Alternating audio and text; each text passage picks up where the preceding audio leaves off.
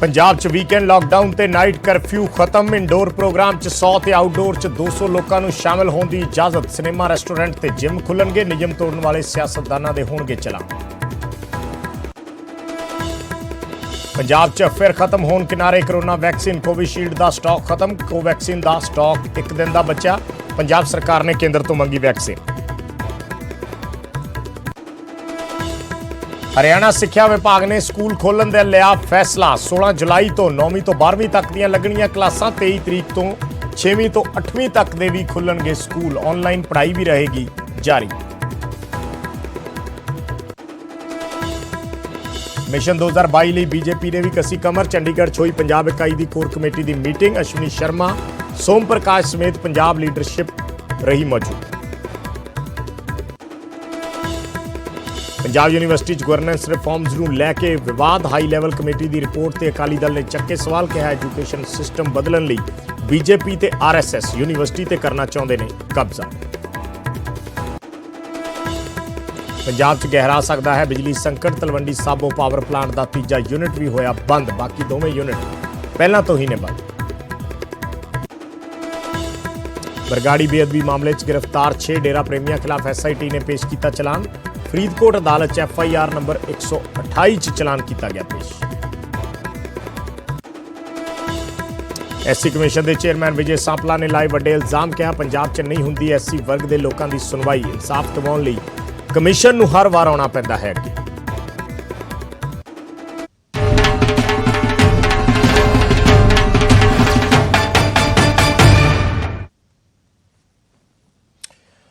तो पंजाब दे विच बिजली संकट गहरा सकता है क्योंकि तलवंडी साबो पावर प्लांट का तीसरा यूनिट बंद हो गया है। पहला यूनिट 8 मार्च नूं ते दूजा 4 जुलाई नूं बंद होया सी ते अज तीजा यूनिट भी बंद हो गया।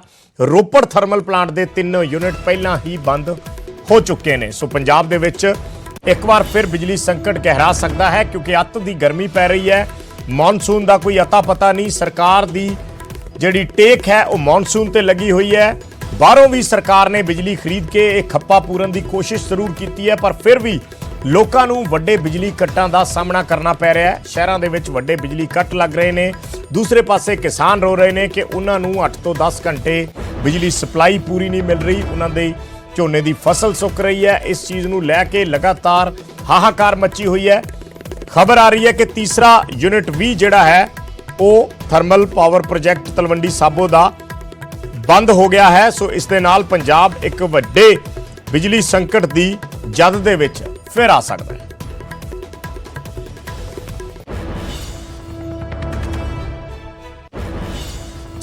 बिजली संकट नाल पिंडां तो शहरां तक हाहाकार मची हुई है। हर वर्ग पावर कट तो परेशान है। उपरों बिजली उत्पादन च पै रही रुकावटां ने इन्हां मुश्किलां नूं दुगना कर दिता है।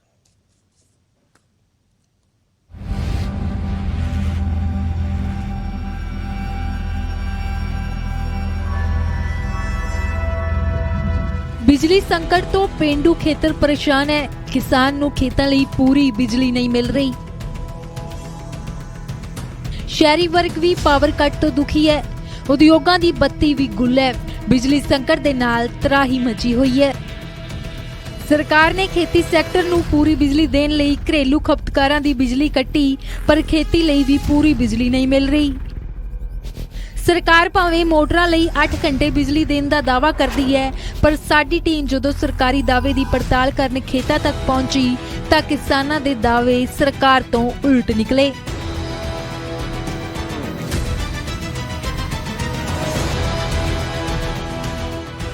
एक बिजली के कारण साडी लवाई अद्धों ज़्यादा जिहड़ी पई आ ਉਹਦੇ ਵਿੱਚ ਨਾ ਤਾਂ ਅਸੀਂ ਡੀਜ਼ਲ ਬਾਲ ਸਕਦੇ ਆ। ਡੀਜ਼ਲ ਇੰਨਾ ਜ਼ਿਆਦਾ ਮਹਿੰਗਾ ਆ ਕਿਉਂ ਸਾਡੇ ਵੱਸ ਦਾ ਰੋਗ ਨਹੀਂ ਹੈ ਅਸੀਂ ਡੀਜ਼ਲ ਉਹ ਪੂਰਾ ਕਰ ਸਕੀਏ। ਪੂਰਾ ਜੀ ਇਹ ਟਾਈਮ ਸਾਰ ਨਹੀਂ ਬਣਾਈ ਹੋਈ ਆ। ਜਦੋਂ ਅਸੀਂ ਹਰ ਇੱਕ ਟਾਈਮ ਆਉਂਦੀ ਆ 2 ਘੰਟੇ ਬੱਤੀ ਆ ਗਈ ਤੇ 2 ਘੰਟੇ 3 ਘੰਟੇ ਦਾ ਕੱਟ ਲੱਗੂਗਾ। 24 ਘੰਟੇ ਵਾਲੀ ਦੀ ਗੱਲ ਕਰ ਰਹੇ ਘਰ ਵਾਲੀ ਬਿਜਲੀ ਦੀ ਤੇ ਉਹ ਪ੍ਰੋਪਰ ਬੱਤੀ ਉਹ ਵੀ ਨਹੀਂ ਦਿੱਤੀ ਜਾਂਦੀ। ਬੱਤੀ ਦੇ ਹਾਲਾਤ ਨਹੀਂ ਵੇਖਿਆ ਪਹਿਲੀ ਵਾਰੀ ਵੇਖਿਆ। ਉੱਤੇ ਵੇਖੋ ਟਰਾਂਸਫਾਰਮ ਟੰਗਿਆ। ਅਸੀਂ ਰਾਤ ਵੀ ਤੰਗ ਦਿਨੇ ਵੀ ਤੰਗ ਲੇਬਰ ਤੋਂ ਤੰਗ ਲੇਬਰ ਵਿਹਲੀ ਹੋਈ ਆ।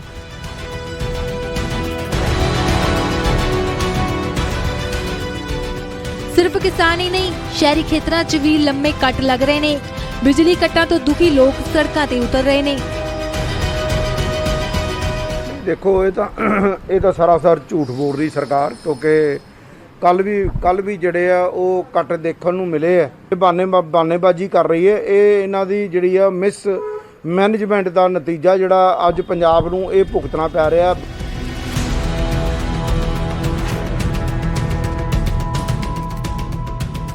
ਬਿਜਲੀ ਸੰਕਟ ਦੂਰ ਕਰਨ ਦੀ ਸਰਕਾਰ ਕੋਸ਼ਿਸ਼ ਕਰ ਰਹੀ ਹੈ, ਪਰ ਇੱਕ ਦੇ ਬਾਅਦ ਇੱਕ ਥਰਮਲ ਪਲਾਂਟਾਂ ਦੇ ਯੂਨਿਟ ਬੰਦ ਹੋ ਰਹੇ ਨੇ।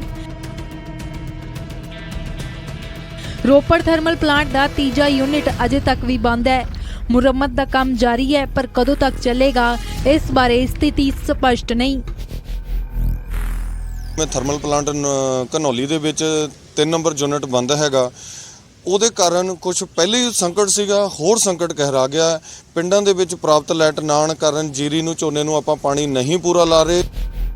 ਪੀਕ ਸੀਜ਼ਨ 'ਚ ਥਰਮਲ ਵੀ ਜਵਾਬ ਦੇਣ ਲੱਗੇ ਨੇ। ਬਿਜਲੀ ਦਾ ਸੰਕਟ ਦੁੱਗਣਾ ਹੋ ਗਿਆ ਹੈ। ਨਾ ਖੇਤਾਂ ਲਈ ਪੂਰੀ ਬਿਜਲੀ ਹੈ ਤੇ ਨਾ ਹੀ ਘਰੇਲੂ ਖਪਤਕਾਰਾਂ ਨੂੰ ਮਿਲਦੀ ਹੈ। ਬਿਜਲੀ ਬਿਨਾਂ ਦਿਨ ਦਾ ਚੈਨ ਤੇ ਰਾਤਾਂ ਦੀ ਨੀਂਦ ਹਰਾਮ ਹੋ ਗਈ ਹੈ, ਪਰ ਪ੍ਰਸ਼ਾਸਨ ਦੀ ਨੀਂਦ ਕਦੋਂ ਖੁੱਲੇਗੀ ਇਸ ਦਾ ਇੰਤਜ਼ਾਰ ਹੈ। Bureau report, news 18।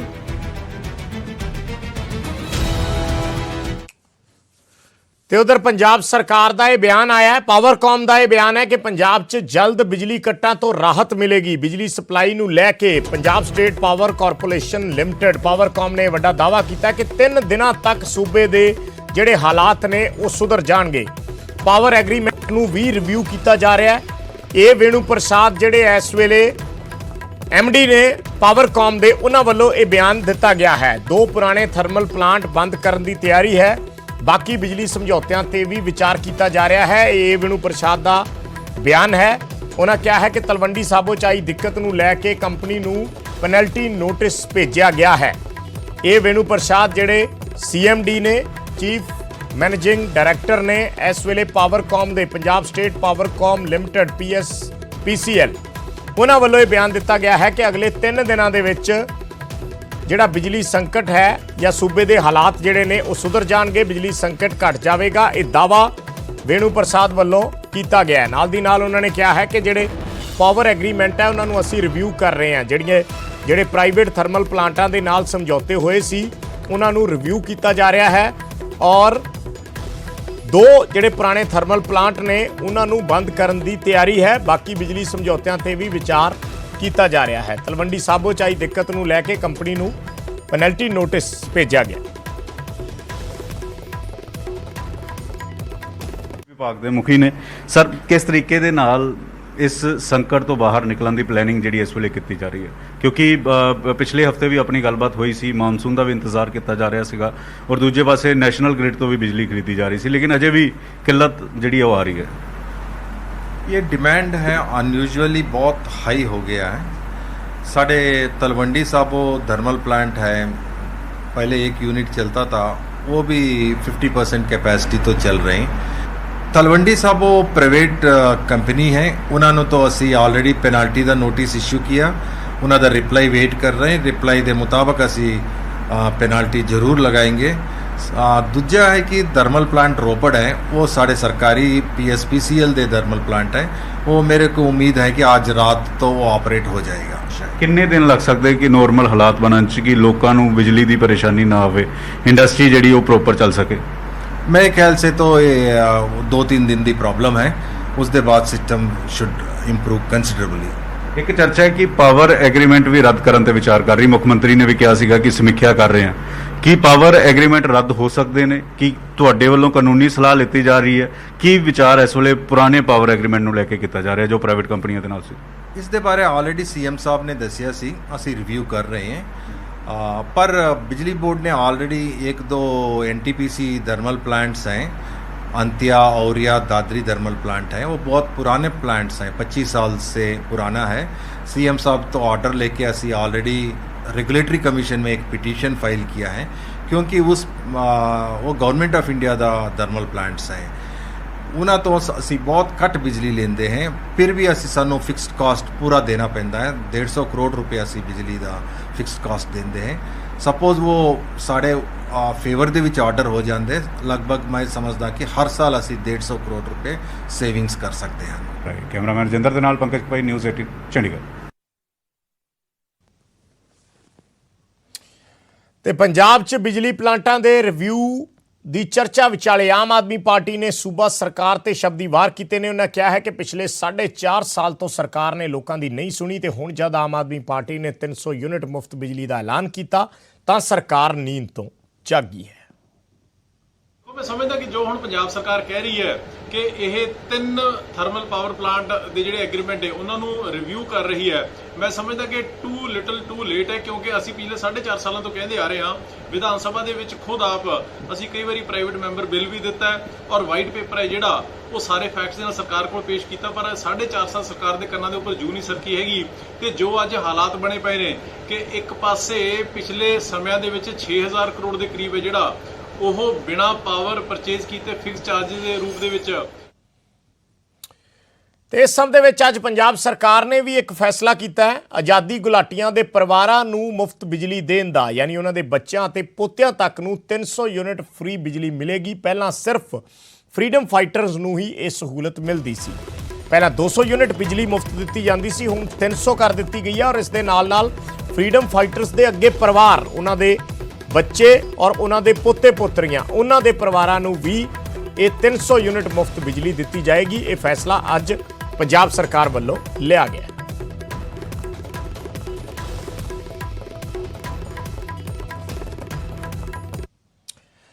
ਤੇ ਪਾਕਿਸਤਾਨ ਦੇ ਵਿੱਚ ਇੱਕ ਗੁਰਦੁਆਰਾ ਸਾਹਿਬ ਦੀ ਇਮਾਰਤ ਦੇ ਨਾਲ ਛੇੜਛਾੜ ਤੇ ਇਤਰਾਜ਼ ਪ੍ਰਗਟ ਕੀਤਾ ਹੈ ਸ਼੍ਰੋਮਣੀ ਅਕਾਲੀ ਦਲ ਦੇ ਪ੍ਰਧਾਨ ਸੁਖਬੀਰ ਸਿੰਘ ਬਾਦਲ ਨੇ। ਉਹਨਾਂ ਵੱਲੋਂ ਇਹ ਸਖਤ ਇਤਰਾਜ਼ ਜਤਾਇਆ ਗਿਆ ਹੈ। ਉਹਨਾਂ ਕਿਹਾ ਹੈ ਕਿ ਗੁਰਦੁਆਰੇ ਨਾਲ ਛੇੜਛਾੜ ਹੋਣੀ ਮੰਦਭਾਗਾ ਹੈ।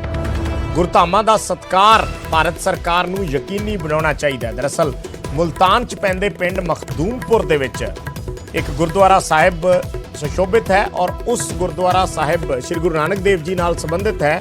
ਇਹ ਗੁਰਦੁਆਰਾ ਸਾਹਿਬ, ਇਸ ਗੁਰਦੁਆਰੇ ਦੀ ਇਮਾਰਤ ਦੇ ਨਾਲ ਛੇੜਛਾੜ ਕੀਤੀ ਗਈ ਸੀ। ਸੁਖਬੀਰ ਬਾਦਲ ਨੇ ਉਹ ਖਬਰ ਵੀ ਸਾਂਝੀ ਕੀਤੀ ਹੈ ਔਰ ਉਸ ਖਬਰ ਦੇ ਮੁਤਾਬਕ ਇਸ ਗੁਰਦੁਆਰਾ ਸਾਹਿਬ ਦੇ ਗੁੰਬਦ ਤੇ ਗੂੜਾ ਹਰਾ ਰੰਗ ਕੀਤਾ ਗਿਆ ਹੈ ਤੇ ਗੁਰਬਾਣੀ ਦੀਆਂ ਜਿਹੜੀਆਂ ਤੁਕਾਂ ਸੀ ਉਹਨਾਂ ਨੂੰ ਹਟਾ ਕੇ ਕੁਰਾਨ ਦੀਆਂ ਆਇਤਾਂ ਲਿਖ ਦਿੱਤੀਆਂ ਗਈਆਂ ਨੇ।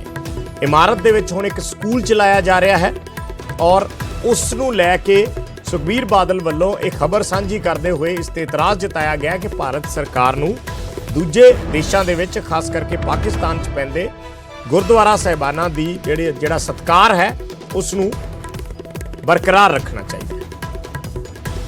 ਟਵੀਟ ਜੋ ਕੀਤਾ ਗਿਆ ਸੁਖਬੀਰ ਬਾਦਲ ਨੇ ਉਹ ਵੀ ਅਸੀਂ ਤੁਹਾਨੂੰ ਦੱਸ ਦਿੰਦੇ ਹਾਂ। ਟਵੀਟ ਦੇ ਵਿੱਚ ਸੁਖਬੀਰ ਬਾਦਲ ਨੇ ਲਿਖਿਆ ਹੈ ਕਿ ਪਾਕਿਸਤਾਨ 'ਚ ਸ਼੍ਰੀ ਗੁਰੂ ਨਾਨਕ ਦੇਵ ਜੀ ਦੇ ਪਾਵਨ ਯਾਦਗਾਰ ਅਸਥਾਨ ਦੀ ਮਰਿਆਦਾ ਨਾਲ ਛੇੜਛਾੜ ਹੋਣਾ ਨਿੰਦਣਯੋਗ ਹੈ। ਵਿਦੇਸ਼ ਮੰਤਰਾਲੇ ਨੂੰ ਮੇਰੀ ਬੇਨਤੀ ਹੈ ਕਿ ਇਸ ਗੁਰਧਾਮ ਦੀ ਸਿੱਖ ਮਰਿਆਦਾ ਅਤੇ ਗੁਰਮਤਿ ਸਿਧਾਂਤਾਂ ਅਨੁਸਾਰ ਸਤਿਕਾਰ ਬਹਾਲੀ ਯਕੀਨੀ ਬਣਾਈ ਜਾਵੇ।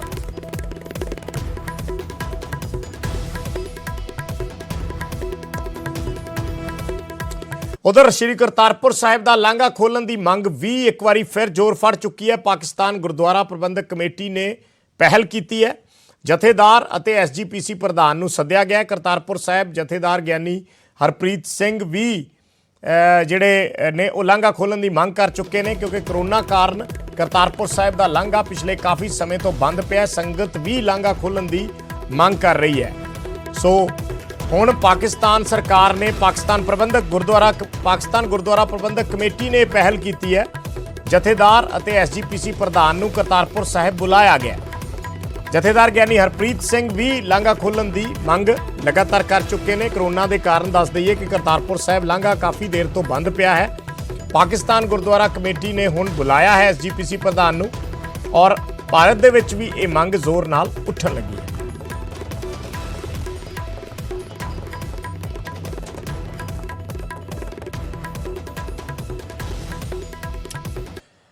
ਚੋਣ ਵਰਾ ਹੈ। ਚੋਣ ਵਰੇ 'ਚ ਅਕਾਲੀ ਦਲ ਆਪਣੇ ਕੋਰ ਵੋਟ ਬੈਂਕ ਤੇ ਫੋਕਸ ਕਰਨ ਦੇ ਵਿੱਚ ਜੁਟ ਗਿਆ ਹੈ। ਪੰਥਕ ਅਤੇ ਕਿਸਾਨੀ ਨੂੰ ਅਕਾਲੀ ਦਲ ਆਪਣਾ ਕੋਰ ਵੋਟਰ ਮੰਨਦਾ ਹੈ ਤੇ ਹੁਣ ਅਕਾਲੀ ਦਲ ਦੇ ਪ੍ਰਧਾਨ ਸੁਖਬੀਰ ਸਿੰਘ ਬਾਦਲ ਨੇ ਅੱਜ ਕਿਸਾਨਾਂ ਨੂੰ ਲੈ ਕੇ ਕੁਝ ਵੱਡੇ ਐਲਾਨ ਕੀਤੇ ਨੇ। ਕੀ ਐਲਾਨ ਨੇ ਇਸ ਰਿਪੋਰਟ 'ਚ ਦਿਖਾਉਣੇ।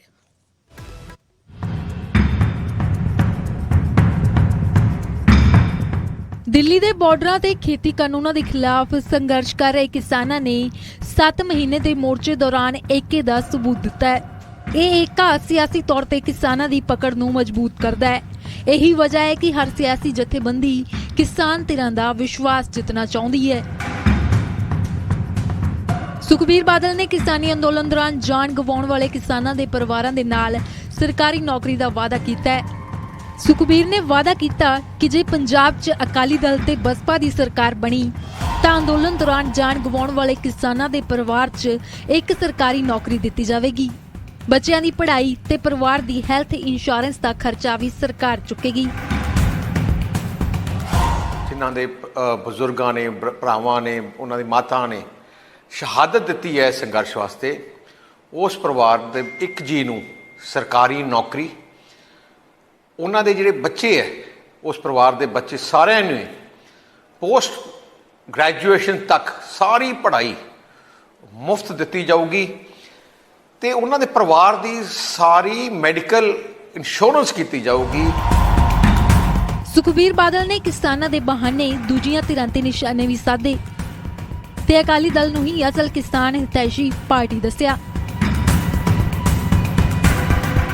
ਉਸ ਮੋਦੀ ਸਰਕਾਰ ਜਿੱਤ ਤੇ ਬੈਠੀ ਹੈ, ਪਰ ਮੈਨੂੰ ਪੂਰੀ ਆਸ ਹੈ, ਮੈਨੂੰ ਪੂਰਾ ਪਤਾ ਹੈ ਕਿ ਪ੍ਰਮਾਤਮਾ ਮਿਹਰ ਕਰਨਗੇ, ਆ ਜਿੱਤ ਸਾਰੇ ਕਿਸਾਨ ਭਰਾਵਾਂ ਦੀ ਹੋਣੀ ਹੈ।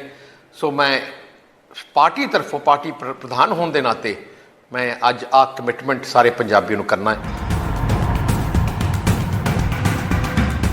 ਪੰਜਾਬ ਅੰਦਰ ਕਿਸਾਨ ਵੱਡਾ ਵੋਟ ਬੈਂਕ ਨੇ ਤੇ ਕਿਸਾਨ ਅੰਦੋਲਨ ਦੌਰਾਨ ਇਹ ਤਾਕਤ ਇੱਕ ਝੰਡੇ ਥੱਲੇ ਇਕੱਠੀ ਵੀ ਹੋਈ ਹੈ, ਜਿਸ ਨਾਲ ਸਿਆਸੀ ਤੌਰ ਤੇ ਕਿਸਾਨਾਂ ਦੀ ਤਾਕਤ ਵਧੀ ਹੈ। ਇਸ ਲਈ ਹਰ ਪਾਰਟੀ ਦੀ ਨਜ਼ਰ ਕਿਸਾਨ ਵੋਟ ਬੈਂਕ ਤੇ ਹੈ। Bureau report, news 18। ਤੇ ਸੁਖਬੀਰ ਬਾਦਲ ਆਪਣੇ ਇਸ ਐਲਾਨ ਨੂੰ ਲੈ ਕੇ ਵਿਰੋਧੀਆਂ ਦੇ ਨਿਸ਼ਾਨੇ ਤੇ ਵੀ ਆ ਗਏ ਨੇ ਅਤੇ ਵਿਰੋਧੀਆਂ ਨੇ ਸੁਖਬੀਰ ਬਾਦਲ ਤੇ ਕਿਸਾਨ ਹਿਤੈਸ਼ੀ ਹੋਣ ਦਾ ਝੂਠ ਬੋਲਣ ਦੇ ਇਲਜ਼ਾਮ ਲਾਏ ਨੇ। ਕਾਲੇ ਕਾਨੂੰਨ 3 ਮੌਤ ਦੇ ਵਾਰੰਟਾਂ ਤੇ ਦਸਤਖਤ ਕਰਨ ਵਾਲਾ ਪ੍ਰਕਾਸ਼ ਸਿੰਘ ਬਾਦਲ, ਸੁਖਬੀਰ ਸਿੰਘ ਬਾਦਲ, ਹਰਸਿਮਰਤ ਕੌਰ ਬਾਦਲ ਅੱਜ ਬਿਆਨ ਦੇ ਰਿਹਾ ਕਿ ਮੈਂ ਉਹਨਾਂ ਦੇ ਪੱਖ ਦੇ ਵਿੱਚ ਜਿਹੜਾ ਹੈਗਾ, ਜਦੋਂ ਮੇਰੀ ਸਰਕਾਰ ਆਊਗੀ ਮੈਂ ਉਹਨਾਂ ਦੀ ਪੜ੍ਹਾਈ ਮੁਕਤ ਕਰੂੰਗਾ, ਉਹਨਾਂ ਨੂੰ ਨੌਕਰੀਆਂ ਦੇਵਾਂਗਾ। ਆ 3 ਕਾਲੇ ਕਾਨੂੰਨ ਦੀ ਪਦਾਇਸ਼ ਜਿਹੜਾ ਹੈਗਾ ਉਹ ਸੁਖਬੀਰ ਸਿੰਘ ਬਾਦਲ ਦੀ ਪਾਰਟੀ ਆ, ਬੀਜੇਪੀ ਪਾਰਟੀ ਆ, ਕਾਂਗਰਸ ਪਾਰਟੀ ਆ, ਇਹ ਤਿੰਨਾਂ ਪਾਰਟੀਆਂ ਨੇ 3 ਕਾਲੇ ਕਾਨੂੰਨ ਲੈ ਕੇ ਆਂਦੇ। ਹਰਸਿਮਰਤ ਕੌਰ ਬਾਦਲ ਕਿਸ ਤਰ੍ਹਾਂ ਬਾਹਾਂ ਕੱਢ ਕੇ, ਬਾਹਾਂ ਉਲਾਰ ਕੇ ਬੋਲ ਰਹੀ ਸੀ ਦੇਸ਼ ਦੀ ਪਾਰਲੀਮੈਂਟ ਦੇ ਵਿੱਚ ਕਿ ਕਾਨੂੰਨ ਕਿਸਾਨ ਦੇ ਪੱਖ ਦੇ ਵਿੱਚ ਨੇ, ਇਸ ਨਾਲ ਕਿਸਾਨ ਦੀ ਆਮਦਨ ਵੱਧ ਜੂਗੀ। ਲਗਾਤਾਰ ਡਰਾਮੇ ਕਰਦੇ ਰਹੇ। ਜਦੋਂ ਪੰਜਾਬ ਦਾ ਕਿਸਾਨ, ਜਦੋਂ ਪੰਜਾਬ ਦਾ ਖੇਤ ਮਜ਼ਦੂਰ, ਜੋ ਦੇਸ਼ ਦਾ ਖੇਤ ਮਜ਼ਦੂਰ ਇਹਨਾਂ ਬਾਦਲਾਂ ਦੇ ਖਿਲਾਫ ਹੋਇਆ, ਉਸ ਤੋਂ ਬਾਅਦ ਜਿਹੜਾ ਹੈਗਾ ਇਹਨਾਂ ਨੇ ਅਸਤੀਫਾ ਦਿੱਤਾ, ਅਲਾਇੰਸ ਤੋੜਿਆ। ਇਹ ਮਜਬੂਰੀ 'ਚ ਅਲਾਇੰਸ ਤੋੜਿਆ, ਇਹਨਾਂ ਨੇ ਪੰਜਾਬ ਦੇ ਕਿਸਾਨ ਦੇ ਹੱਕ 'ਚ ਨਹੀਂ ਖੜੇ।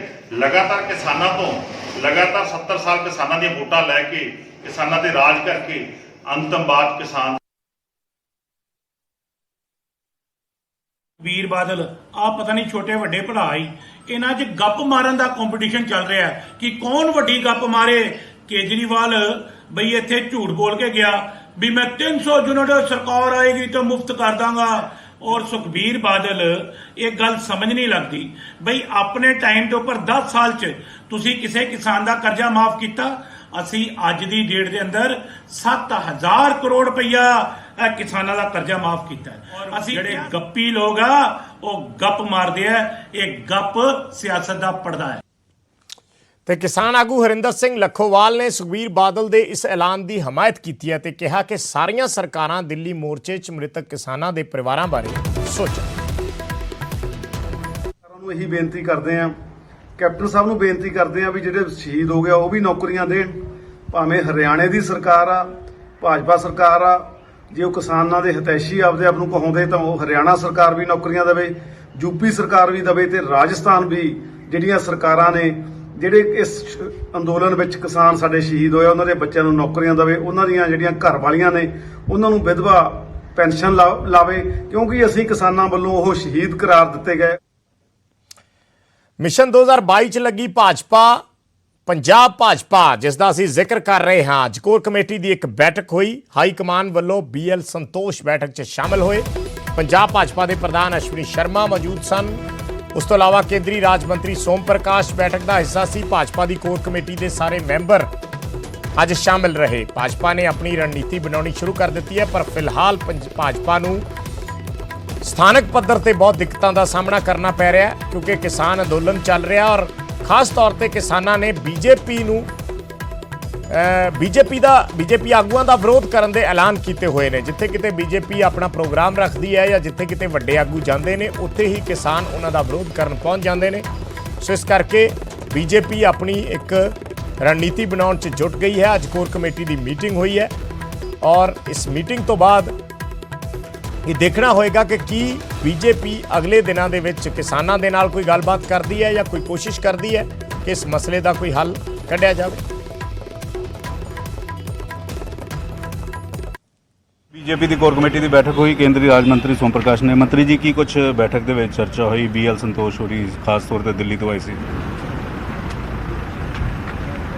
आज पार्टी की मीटिंग हुई और जो आने वाली इलेक्शन है उसके बारे में विस्तार से चर्चा हुई और उसके बारे में विस्तार से डिस्कस हुआ और क्या स्ट्रेटजी बनेगी, कैसे चलना है, उसको विस्तार से इसको बताया गया और पार्टी ने फैसला किया कि 117 की 17 सभी जो इलेक्शन लड़नी है और जोर से इलेक्शन लड़के उसको जोरदार ढंग से इलेक्शन को जीतना है। ਸਟ੍ਰੈਟਜੀ ਕਿਸ ਤਰੀਕੇ ਦੀ ਹੋਏਗੀ? ਕਿਉਂਕਿ ਕਿਸਾਨ ਵਿਰੋਧ ਕਰ ਰਹੇ ਆ, ਤਾਂ ਅਜਿਹੇ 'ਚ ਕੋਈ ਖਾਸ ਮੁੱਦੇ ਲੈ ਕੇ ਲੋਕਾਂ ਦੇ ਵਿੱਚ ਜਾਇਆ ਜਾਏਗਾ ਕਿ ਇਸ ਮੁੱਦੇ ਤੇ ਇਲੈਕਸ਼ਨ ਲੜਿਆ ਜਾਣਾ? मुद्दे तो इलेक्शन के जैसे भी है इसको लड़ना है और जीतना है इसको, यही सरकार का फैसला है, इलेक्शन को जीतना है। ਗੁਰਨਾਮ ਸਿੰਘ ਚਡੂਨੀ ਹੋਰਾਂ ਦੀ ਤੁਸੀਂ ਸਟੇਟਮੈਂਟ ਸੁਣੀ ਹੋਣੀ, ਉਹ ਕਹਿ ਰਹੇ ਕਿ ਪੰਜਾਬ 'ਚ ਕਿਸਾਨ ਜਥੇਬੰਦੀਆਂ ਨੂੰ इलेक्शन ਜਿਹੜੀ है वो लड़नी चाहिए है और उसको चुनी की उसको पहले उसको बता दिया गया है। इलेक्शन की जो है उसमें बताया गया है कि ये इलेक्शन इसी ढंग से नहीं और चुनी जी तो अपने ढंग से फैसला किया है और ये सरकार अपने ढंग से फैसला करेगी, उस तरह होगा। देखो इलेक्शन के बारे में मैं आपको बताऊं कि जो भी है और बहुत जो 3 कानून हैं उसके बारे में आपको पता है और उसको सरकार ने बार बार कहा है, जो अमेंडमेंट्स उसमें लाने की जरूरत कही थी सरकार ने मानी भी और उनको स्पष्ट तौर पर दिया भी इस तरह हम इलेक्शन के 3 कानूनों को रद्द नहीं करेंगे, उसके बगैर कोई भी चीज़ आप डिस्कस करना चाहते सरकार बातचीत करने के लिए तैयार है। ਕੈਮਰਾਮੈਨ ਜਿੰਦਰ ਦੇ ਨਾਲ ਪੰਕਜ ਪੈ ਨਿਊਜ਼ 18 ਚੰਡੀਗੜ੍ਹ। ਤੇ ਪੰਜਾਬ ਯੂਨੀਵਰਸਿਟੀ 'ਚ ਗਵਰਨੈਂਸ ਰਿਫਾਰਮਸ ਨੂੰ ਲੈ ਕੇ ਅੱਜ ਵਿਵਾਦ ਪੈਦਾ ਹੋ ਗਿਆ। ਦਰਅਸਲ ਹਾਈ ਲੈਵਲ ਕਮੇਟੀ ਦੀ ਰਿਪੋਰਟ ਤੇ ਅਕਾਲੀ ਦਲ ਨੇ ਸਵਾਲ ਚੱਕੇ ਨੇ। ਅਕਾਲੀ ਦਲ ਨੇ ਕਿਹਾ ਹੈ ਕਿ ਬੀਜੇਪੀ ਤੇ RSS ਪੰਜਾਬ ਯੂਨੀਵਰਸਿਟੀ ਤੇ ਕਬਜ਼ਾ ਕਰਨਾ ਚਾਹੁੰਦੇ ਨੇ। ਐਜੂਕੇਸ਼ਨ ਸਿਸਟਮ ਬਦਲਣ ਦੀ ਮਨਸ਼ਾ ਹੈ। ਲੰਮੇ ਸਮੇਂ ਤੋਂ ਸੈਨੇਟ ਦੀ ਮੀਟਿੰਗ ਨਹੀਂ ਬੁਲਾਈ ਗਈ, ਸਿੰਡੀਕੇਟ ਦੀ ਮੀਟਿੰਗ ਨਹੀਂ ਬੁਲਾਈ ਗਈ।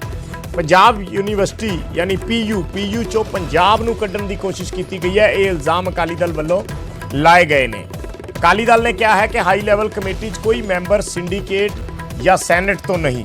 ਸੋ ਸੋਮਵਾਰ ਨੂੰ VC ਦਫ਼ਤਰ ਦੇ ਬਾਹਰ ਅਕਾਲੀ ਦਲ ਨੇ ਪ੍ਰਦਰਸ਼ਨ ਕਰਨ ਦਾ ਵੀ ਐਲਾਨ ਕੀਤਾ ਹੈ। ਉਸ ਇੰਸਟੀਟਿਊਸ਼ਨ ਤੇ ਮੇਰੀ ਮੁਰਾਦ ਪੰਜਾਬ ਯੂਨੀਵਰਸਿਟੀ ਚੰਡੀਗੜ੍ਹ ਤੋਂ ਹੈ। ਉਸ ਇੰਸਟੀਟਿਊਸ਼ਨ ਤੇ ਕਿਵੇਂ RSS ਤੇ BJP ਵੱਲੋਂ ਇੱਕ ਬਲੇਟੈਂਟ ਅਟੈਂਪਟ, ਇੱਕ ਕੋਸ਼ਿਸ਼ ਕੀਤੀ ਜਾ ਰਹੀ ਹੈ ਕਿ ਇਸ ਇੰਸਟੀਟਿਊਸ਼ਨ ਤੇ ਕਬਜ਼ਾ ਕਰਕੇ ਉੱਥੇ